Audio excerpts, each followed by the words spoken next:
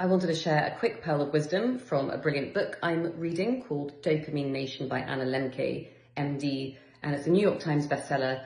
It's really powerful for any of us who've ever felt stressed or felt like a victim in life, all part of being a human being. She says, patients who tell stories in which they are frequently the victim, seldom bearing responsibility for bad outcomes, are often unwell and remain unwell.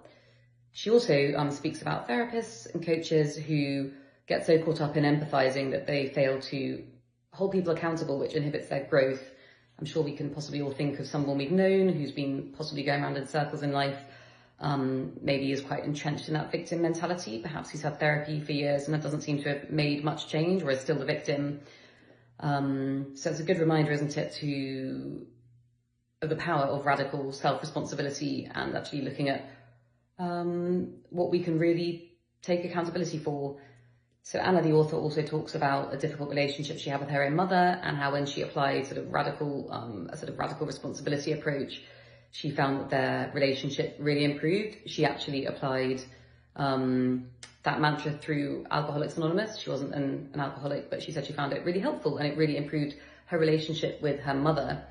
There's also a good little image I will share sometime. It's called Karpman's Drama Triangle, and it's a triangle with 3 zones. It has 3 zones we can all fall into when we're stressed.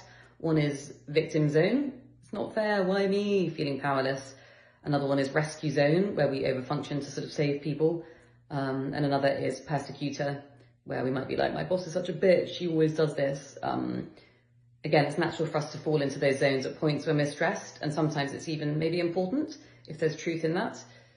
But it's unhealthy if we stay in any of those zones, including victim zone, for too long. Accountability can be quite hard, whether it's taking responsibility for our own, growth and blind spots we've had.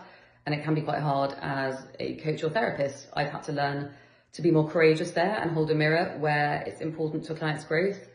For instance, I once had a client who was very stuck in victim mentality. It's not fair, why me?